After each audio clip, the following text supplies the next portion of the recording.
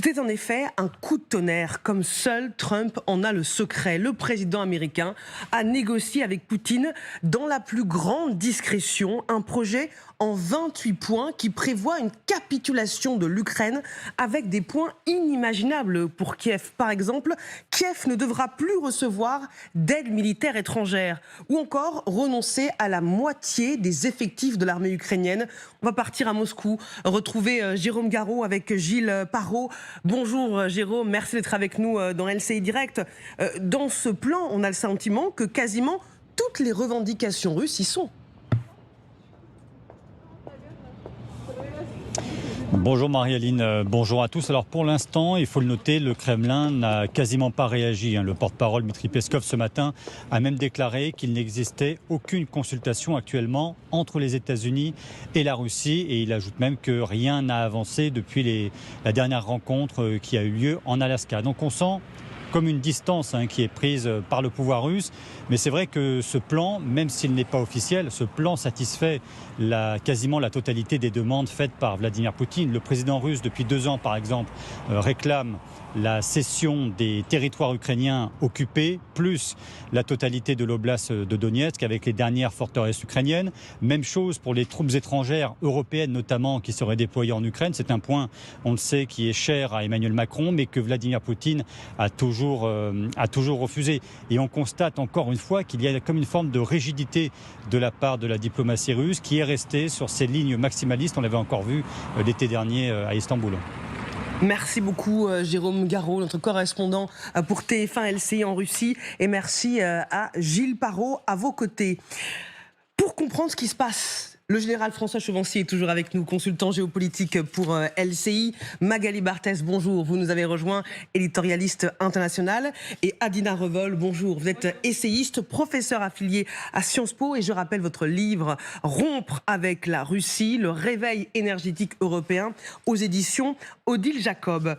Regardons ensemble les principaux points de ce plan, Magali. Alors, c'est un plan de capitulation, disent certains. Concession du Donbass. Donc le Donbass doit être donné à la Russie.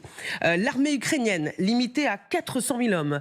Abandon des missiles longue portée, peu importe qu'ils ont été fournis par les Européens. Retrait de l'aide militaire américaine. Aucune troupe étrangère autorisée. Ça fait des mois qu'on parle de plan de paix, qu'on sait que Donald Trump est attentif à ce que Poutine dit. Mais là, jamais on n'avait été aussi loin. Est-ce qu'il propose le plan dont Moscou a toujours rêvé ?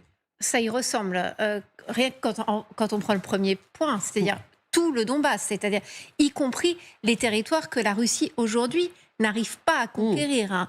Les Ukrainiens perdent des milliers d'hommes sur le terrain pour défendre certaines villes dont on parle énormément sur ces plateaux comme Pokrovsk par exemple. Et là, en fait, il faudrait donner tout le Donbass à Vladimir Poutine. Donc évidemment, pour les Ukrainiens, aujourd'hui, c'est inenvisageable. Cette armée aussi limitée, coupée en deux, ça aussi c'est inenvisageable pour les Ukrainiens. Ce qui est assez frappant, je trouve, dans l'histoire de ces négociations, c'est qu'on a l'impression vraiment d'une histoire sans fin. C'est-à-dire que Donald Trump, manifestement, quand même, a cet a priori favorable vis-à-vis de Vladimir Poutine, et donc à chaque fois régulièrement propose. C'est la 3e fois qu'on a ce genre de proposition de plan de paix. À chaque fois, on a un Volodymyr Zelensky qui est pris de court, des Européens totalement pris de court aussi, manifestement encore cette fois-ci, parce que il y a 2 jours, Emmanuel Macron a vu le chancelier Merz, ils ont été rejoints par le Premier ministre britannique pour dîner à Berlin et pour essayer de trouver à nouveau la parade et essayer de convaincre Donald Trump de ne pas aller aussi loin. Donc on a l'impression de cette histoire sans fin. Ce qui change, je trouve, par rapport aux dernières propositions de paix, c'est que là, manifestement, Witkoff reprend la main, c'est-à-dire le grand conseiller de Donald Trump, qui est allé voir plusieurs fois Vladimir Poutine, qui a reçu à Miami fin novembre l'émissaire de Vladimir Poutine. C'est visiblement entre ces 2 hommes que tout ça se fait, que Zelensky est affaibli par la situation sur le front intérieur aussi, avec ce scandale de corruption. Et donc là, manifestement, Donald Trump se dit qu'il y a peut-être moyen de véritablement tordre le bras des Ukrainiens. C'est là que c'est très dangereux pour Zelensky, qui va accueillir tout à l'heure des hauts gradés du Pentagone qui sont là pour lui parler de ce plan. Hein. Alina Revol. Oui, tout à fait. Vous avez mis le doigt où le bas blesse. C'est que Zelensky est effectivement affaibli sur le front militaire, mais aussi sur le front intérieur à cause de cette affaire des corruptions. Et donc, Donald Trump, il voit une fenêtre d'opportunité pour faire un deal. Mais encore une fois, Vladimir Poutine n'y tiendra jamais parole.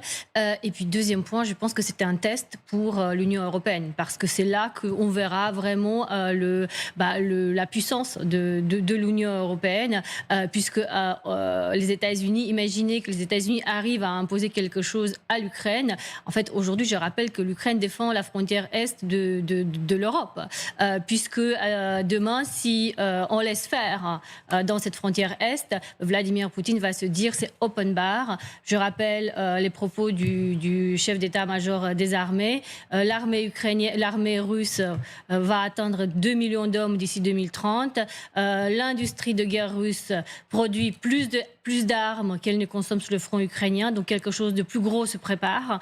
Donc en fait, aujourd'hui, on ne parle pas que de l'Ukraine, on parle vraiment de notre sécurité à très court terme. Et c'est pour cela que la réponse européenne sera très importante. Les ministre des Affaires étrangères se rencontre en ce moment même et Kaja Kallas, justement, on attend ces déclarations pour voir quelle sera la déclaration, quelle sera la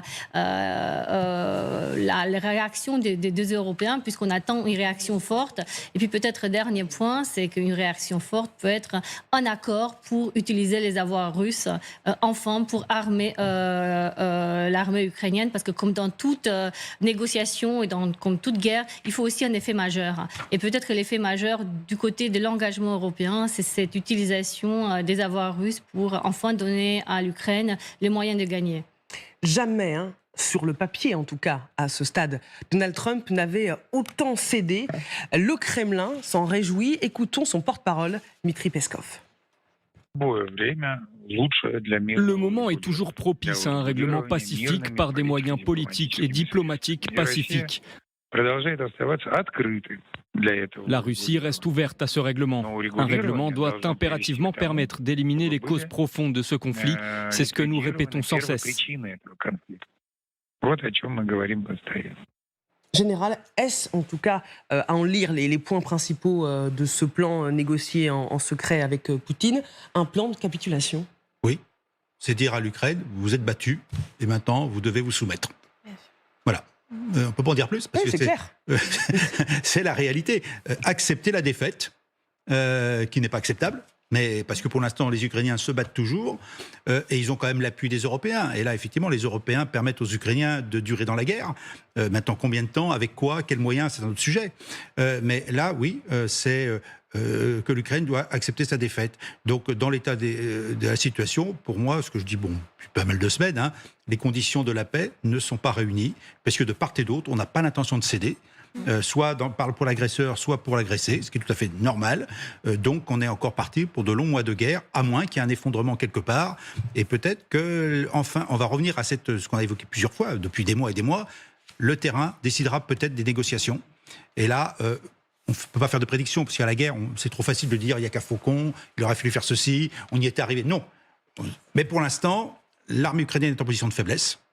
Et il faut voir si elle peut tenir dans la durée. Et est-ce que l'armée russe a les moyens d'aller plus loin que ce qu'elle ne fait aujourd'hui? Ce qui vient d'être dit, d'abord c'est ce qu'a dit le général Mandon, c'est une économie russe qui d'ailleurs, 40% de son économie est dédiée à l'outil de défense, 40%. Et 2 millions d'hommes en 2030. Donc aujourd'hui, et des munitions qu'on produit plus qu'on ne les consomme. Donc, résultat, actuellement, l'avantage est nettement du côté russe. Et on ne voit pas non plus une faiblesse, je dirais, dans la parole, dans une volonté de négociation du côté russe, car pour l'instant, ils pensent qu'ils vont gagner. Et tant que l'un et l'autre pensera qu'il va gagner, il n'y aura pas de paix possible. Alina Revol, on est d'accord que jamais les Ukrainiens ne diront oui à un tel plan? Les Ukrainiens se battent depuis le 24 février 2022, là où on pensait qu'en 3 jours, Vous imaginez, en 3 jours, en 2022, on pensait qu'ils allaient se rendre. Ils n'avaient pas de munitions. Au début, on parlait de leur envoi de casques. Ils ont tenu dans des conditions très difficiles. Je rappelle que dans le Donbass, on parlait du Donbass, effectivement, vous avez rappelé, il y a quand même 19% du Donbass qui n'est pas conquis, les forteresses du Donbass qui ne sont pas conquises par l'armée de Vladimir Poutine. Il y a des hommes et des femmes, il y a des Ukrainiens qui ne veulent pas vivre dans un régime autoritaire. Ces gens-là, ils sont épris de liberté, parce que pourquoi les Ukrainiens se battent? Ils se battent pour la démocratie, pour la liberté. Ils ont commencé en 2014, parce que cette guerre a commencé en 2014, lorsque les Ukrainiens, ils ont voulu justement signer cet accord avec l'Union européenne pour une relation privilégiée. Et c'est Maïdan, ça a été ça. Et ça a commencé en 2014, cette guerre. Donc en fait, aujourd'hui, les Ukrainiens, ils ne peuvent pas accepter d'avoir perdu autant d'hommes, d'avoir autant de vies complètement fauchées pour une capitulation pure et simple. Et encore une fois, pour les Européens, ce n'est pas acceptable cet accord de paix. C'est la fin de l'Europe, en fait, parce que Vladimir Poutine va avoir les mains libres. Il va se sentir complètement à l'aise dans les pays baltes. Et je rappelle que s'il attaque les pays baltes, il va couper tout le nord de l'Europe de sa liaison avec l'Europe continentale. Donc c'est très grave si cet plan de paix est adopté, bien sûr. Magali, je voyais réagir. Moi, je m'interroge quand même sur la stratégie de Donald Trump. Parce Moi que, aussi. Oui. Il y a quand même, depuis quelques semaines, on avait l'impression quand même d'un Donald Trump qui avait entendu les arguments ukrainiens. Justement, c'est la question que j'ai posée à Sonia Dridhi. Elle est avec nous, elle est déjà connectée. Je me permets juste de vous interrompre parce que Sonia Dridhi, notre correspondante à la Maison-Blanche, est déjà connectée. Et on en remercie. Bonjour Sonia. Quand on pense, je rebondis sur ce que dit Magali, qu'il y a encore quelques jours, le président américain menaçait Poutine de livrer des missiles longue portée américains à Zelensky. Et maintenant ça, est-ce qu'on a des pistes d'explication pour justifier la volte-face du président américain ? Alors, je pense que déjà pour les missiles, c'était aussi un moyen de mettre davantage la pression sur la Russie, même si son administration s'était préparée et envoyait éventuellement ces missiles. Mais Donald Trump, on sent quand même que depuis des semaines, ce qu'il cherche surtout, c'est faire revenir les Russes à la table des négociations. Et en effet, on a senti il y a quelques semaines, lorsqu'il a dit qu'il n'y aura plus pour le moment cette rencontre avec Vladimir Poutine, qu'il perdait vraiment patience et qu'il se mettait davantage du côté des Ukrainiens. Ce qui peut expliquer dernièrement ce revirement, c'est que à la fin du mois octobre, il y a son envoyé spécial Steve Witkoff, qui est vraiment l'interlocuteur principal avec Moscou, qui a rencontré à Miami un émissaire spécial et un émissaire russe. Et ce qui est frappant, c'est qu'à chaque fois que les Américains ont des contacts avec les Russes, eh bien le récit change et ils adoptent la rhétorique du Kremlin. Et c'est ce qui est en train de se passer après cette rencontre à Miami. L'envoyé spécial semble avoir été convaincu par les arguments de la Russie et désormais on sent vraiment que l'administration tente d'imposer ce plan qui semble remplir de nombreux objectifs politiques du Kremlin. Et on sent aussi que cette administration est en train de profiter du contexte national en Ukraine avec un scandale de corruption notamment pour tenter davantage de mettre la pression à Zelensky puisque le contexte est plutôt défavorable. Donald Trump, on le sait depuis des mois, est vraiment pressé d'avancer, de faire des progrès sur cet accord. Donc, il veut avancer coûte que coûte. Et si c'est un bon moment pour lui pour mettre la pression sur les Ukrainiens, eh ben c'est ce qu'il fera. On en saura peut-être davantage dans les prochaines heures. Pour l'instant, il ne s'est pas encore exprimé sur le sujet. Merci beaucoup Sonia Dridhi pour toutes ces remontées de terrain et ces informations en direct de Washington, notre correspondante à la Maison-Blanche.